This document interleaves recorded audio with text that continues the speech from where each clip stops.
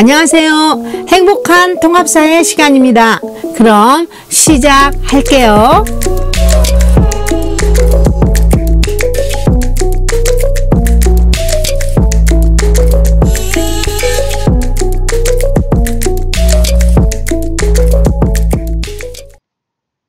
안녕하십니까. 행복한 통합사회 수업을 시작하겠습니다. 여러분 반갑습니다. 이번 시간부터는 사회정의와 불평등 단원에 들어가게 됩니다. 이번 단원의 성취 기조는 정의가 요청되는 그러한 이유를 파악하고 그 의미와 실질적인 기준을 탐구한다 라고 하는 것입니다. 그래서 오늘부터는 정의의 의미와 정의가 요청되는 이유에 대해서 함께 배우도록 하겠습니다. 여러분 여기 보면 먼저 이제 정의의 여신상이 이렇게 보이잖아요. 그죠?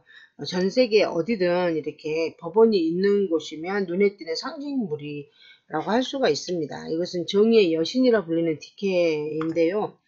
이제 신화에서 보면 여기 지금 이 한 눈을 가리고 한 손에는 칼을 그리고 한 손에는 이제 저울을 들고 있습니다. 눈을 가린다고 하는 것은 모든 사람에게 공평무사한 그러한 자세로 한 손에는 이렇게 이제 공정하게 저울을 뜻하는 거고 또 철저하게 이건 칼을 뜻하는 것입니다. 그래서 철저하게 판단하겠다라고 하는 그러한 의미로서 이러한 여신상이 있습니다. 우리나라 대법원에 있는 모습은 어때요? 조금 다르죠? 대법원에 있는 여신상은 한복을 입고 눈을 이렇게 굉장히 뜨고 한 손에는 저울, 한 손에는 책을 들고 있습니다. 이 여신상은 정말 눈을 떠서 당사자의 그러한 사정을 세세하게 살피고 헤아리고 그런 후에 저울에 달아서 공정하게 또 형평성 있는 판단을 해보다가 그래도 부족하면 법전을 펼쳐서 열심히 공부하고 연구해서 정확한 판결을 내리고자 한다라고 하는 그런 의미입니다. 그래서 오늘은 그 정의에 대해서 함께 배우도록 하겠습니다. 여기 이제 정의의 의미가 이렇게 나와 있습니다. 정말 우리가 이제 그 정의가 무엇인가라고 하는 것이 항상 이렇게 많은 생각들을 하게 되고 많이 묻게 되는 거죠. 우리가 이제 그 대면 수업을 했다라고 하면 여러분한테 정의가 무엇인가라고 한 사람 한 사람한테 물어볼 건데 이제 그렇지는 못하니까 일단 정의를 한번 같이 생각을 해 보겠습니다. 얼마 전에 TV에서 이제 법조계 얘기를 다룬 드라마가 있었는데요. 그때 이제 어떤 판사님이 판결하신 것에 대해서 판사들끼리 이제 싸우는 내용이 나왔어요. 한 판사가 이렇게 얘기를 합니다. 내가 볼 때는 50보 100보야. 똥 묻은 개가 겨 묻은 개 나무라는 경이다. 둘 다 똑같다. 라고 하는 얘기를 하니까 한 판사가 이야기를 합니다.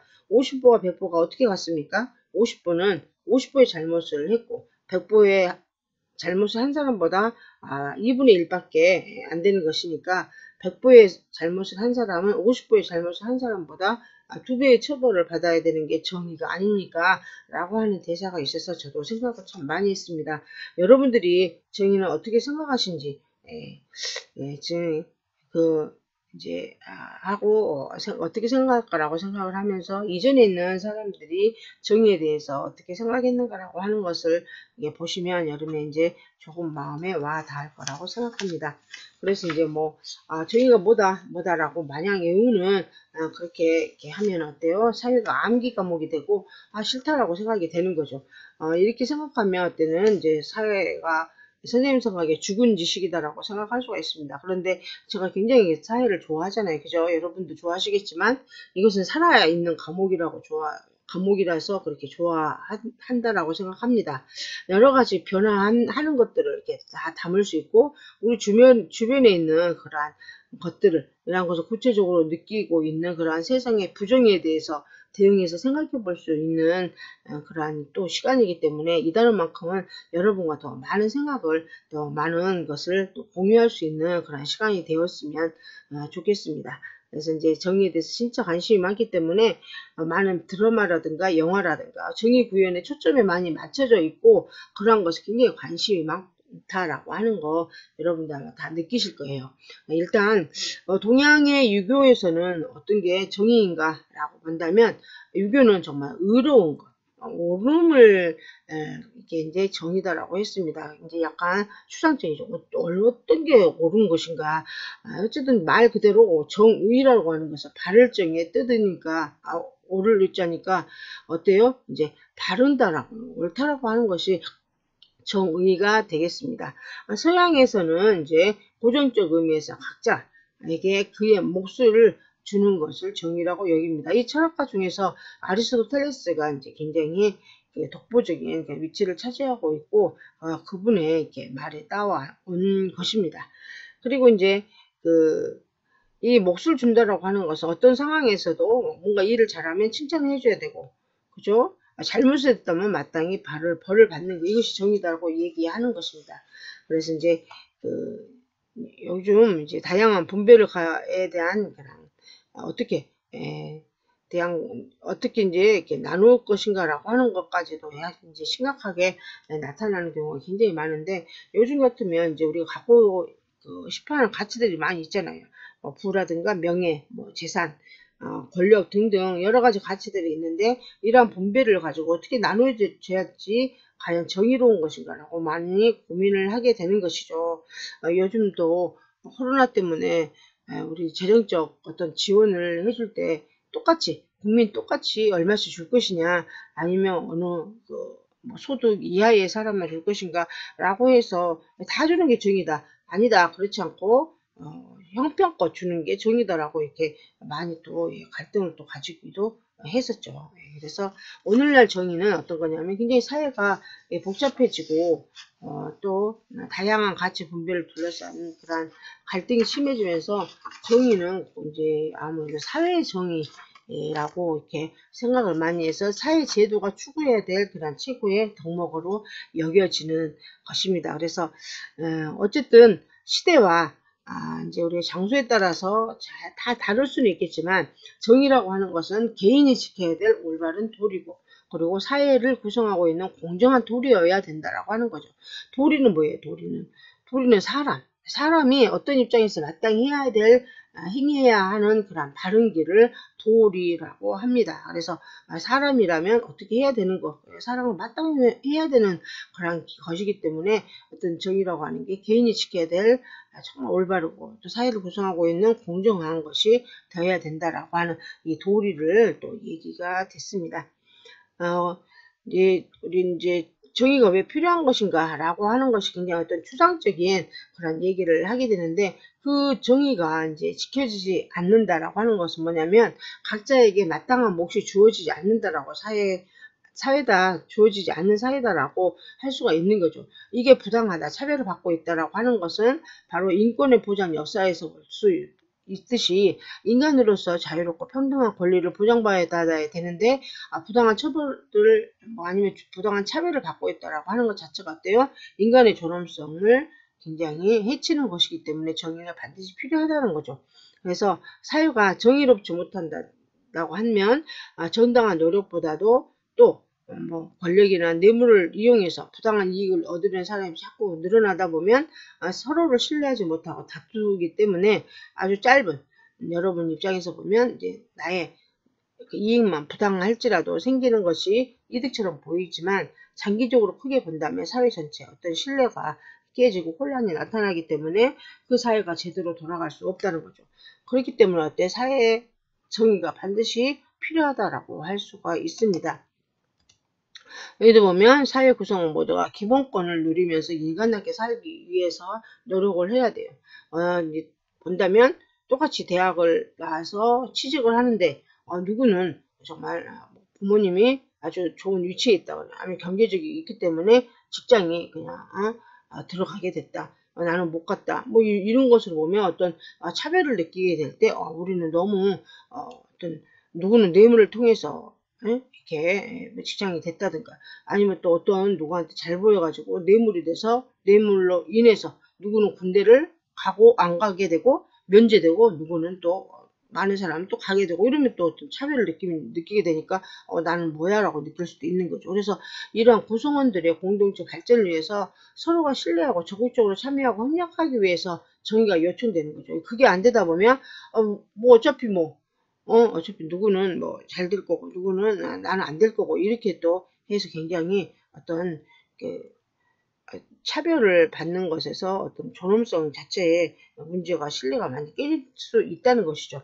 그래서 이제 이렇게 이제 모두가 평등하게 대우받고 공정하게 자기의 몫을 분배받으면서 살아갈 수 있는 것, 이게 참 정말 중요한 거죠. 이게 정말 중요한 거죠. 그리고 이러한 것이 됐을 때 어때요? 정의로운 사회다라고 해 나갈 수가 있다는 것이죠. 예. 교과서에 이렇게 있는 것이기 때문에 이 정도 하겠지만 우리가 이제 대면 수업 때 보다도 이제 또 실질적인 정의에 대해서 더 생각해보는 시간을 가지면 좋겠습니다. 여러분들 여기 이렇게 옆장에 보면 지금 정의가 무엇이고 또 왜 필요할까라고 해서 아리스토텔레스의 정의 구분이 나와 있습니다. 이렇게 이제 아리스토텔레스는 굉장히 생각을 많이 한 사람이죠. 그죠? 이런저런 생각을 많이 했었기 때문에 철학자가 됐겠죠. 그죠? 정의라고 하는 것이 이제 어떻게 얘기되냐면 일반적 정의와 특수적 정의가 있다. 일반적 정의는 법을 준수하는 것이다. 라고 이렇게 됐고, 특수적 정의는 교정적, 분배적, 교환적 정의로 나눴습니다. 그래서 이렇게 이제 일반적인 그런 정의를 보면 일단 규칙을 지키는 것이다. 법을 준수하는 것이다. 라고 하는 것을 얘기했습니다. 그래서 법을 준수하지 않느냐, 준수하느냐에 따라서 정의와 부정의가 갈리기 때문에 법을 지키면 정의스러운 사람이고 법을 지키지 않는다면 정의롭지 않다, 부정의하다라고 결론을 내렸습니다. 그리고 특수적 정의에서 첫 번째 교정적 정의입니다. 교정은 뭐예요? 여러분들 원고 교정 이런 거 얘기 들어보셨잖아요. 그죠? 교정이라고 하는 것은 뭔가 잘못된 것을 바로 잡는 것이다라고 했습니다. 아리스토텔레스는 뭐냐면 두 가지로 생각이 있어요. 다른 사람에게 해를 끼치면 그만큼 또 어때요?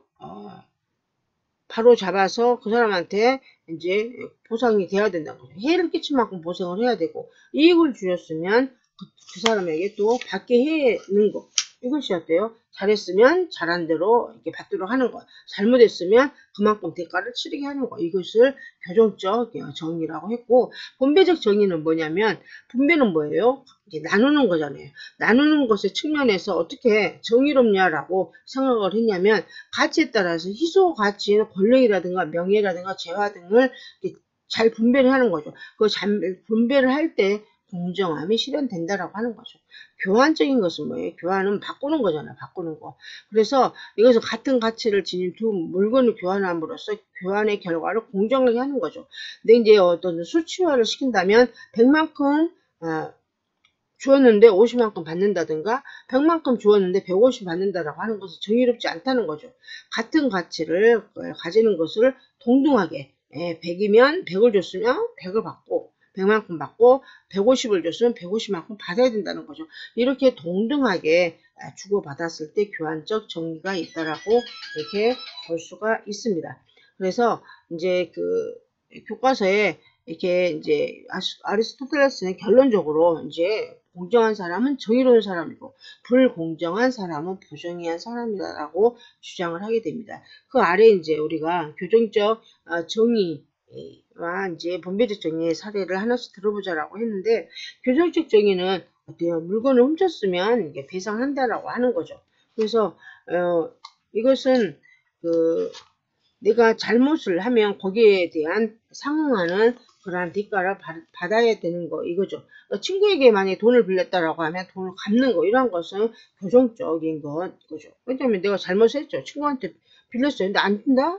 계속 뭐 밀려서 안 준다 이런 것은 안 된 거죠. 친구에게 돈을 빌린 거 이랬으면 갚게 하는 거 이것이 이제 교정적 정의의 사례가 될 수 있고 분배적 정의는 뭐냐면 일한 만큼 임금을 받는 거예요. 일한 만큼. 그래서 여러 가지 분배에서 나의 몫만큼 가져가야 되는 거죠. 이것이 분배적 정의라고 하는 것이기 때문에 이제 공동체의 어떤 기여한 것에 대해서 거기에 비례해서 포상을 받는 것 이러한 것이 이제 그것의 사례가 될 수가 있습니다. 이제 우리가 이제 분배적 정의에서 여러분들이 이렇게 이제 얘기를 많이 하죠.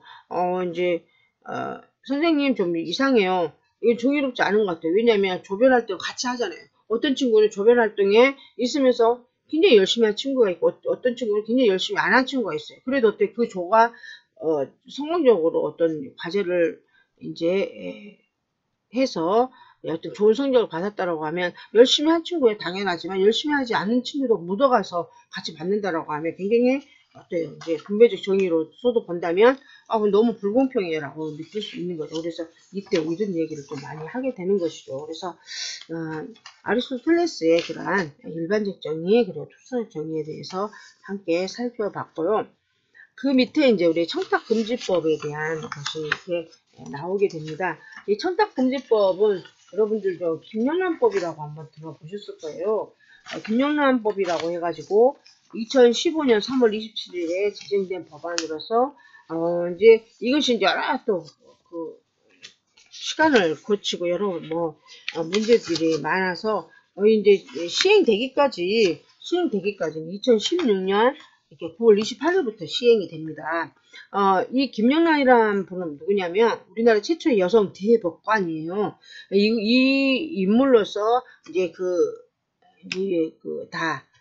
이제 임기를 다 채우고 나서 그 뒤에 이제 국민권익위원회 위원장을 지내면서 공직기강 확립을 위해서 부정청탁 금지 및 공직자의 이해 충돌 방지법이라고 하는 일명 김영란법을 발의해서 이렇게 지금 시행하고 있는데 이것이 된 이유가 있어요. 왜 이렇게 이런 청탁금지법이 생겼을까라고 하면 예전에 이제 그 당시에 2011년 현직 검사가 한 변호사로부터 벤츠 엄청난 게 비싼 차잖아요, 그죠? 벤츠하고 그다음에 샤넬 가방을 선물 받으면서 이제 그것이 사건 청탁으로 해서 정말 청탁을 위해서 받은 거죠. 예, 하기 위해서. 그래서 이제 그 고가의 선물을 받았다는 의혹이 제기되었지만 여러저러 이것이 내가 청탁한 게 아니다라고 해서 이제 자기들의 어차피 어떻게 생각하면 법의 어떤 논리가 잘못하다 보면 그것이 대가가 아니다 라고 또 얘기되다 보니까 거기에 많은 문제가 생기고 결국 무죄 판결을 받게 된다는 것이죠. 그러다 보니까 어때요? 공직자의 부정부패 법안이 필요하다라고 하는 여론이 거세게 일게 된 거죠. 그래서 이제 이렇게 해서 이제 해당 법안이 금품 수수 금지라든가 부정 청탁 금지, 외부 강의, 수수료 제한 등 세 가지 축으로 돼서 어떤 것을 할 때 얼마, 공무원은 얼마 이상의 것을 받으면 안 된다 등등등의 여러 그러한 것들의 입법으로 이제 예고된 내용들이 좀 있습니다. 그래서 얼마 이상에는 이제 금품을 받는다거나 부정 청탁한다든가 이럴 때 과태료가 부과된다든가 또 신고 의무를 어길 때도 처분을 받게 되는 이러한 것들의 것이 있습니다. 그래서 이러한 것이 이제 하나의 우리나라 사회의 어떤 전반적인 그러한 것을 많이 바꿔놓은 그러한 계기도 됩니다. 이러한 부정부패에 척결이 된다든가 그냥 청탁이 금지된 이러한 사회가 있을 때 우리는 어때요? 정말 정의로운 사회다. 모두가 정말 노력한 대로 정말 대우받고 분배되는 그런 사회다라고 느끼는 거죠. 그래서 이러한 것들이 이렇게 척결되고 공직자의 부정부패가 척결될 때 사회 정의는 실현된다라고 할 수가 있는 것이죠. 이렇게 이제 전체적으로 오늘은 정의에 대해서 이렇게 배우고 정의를 위해서 또 이러한 법들도 우리나라에 있다라고 하는 거 이렇게 됐을 때 이제 정의가 더더욱 이제 구현된다라고 하는 것을 배웠습니다. 오늘은 우리가 정의에 대해서 함께 배웠고요. 다음 시간에는 우리가 이제 정의의 실질적인 기준에 대해서 함께 배우도록 하겠습니다. 여러분 수업 함께 해서 너무 감사하고요. 다음 시간에 만나도록 하겠습니다. 여러분 감사합니다. 이상 행복한 통합사회 수업을 모두 마치겠습니다. 고맙습니다.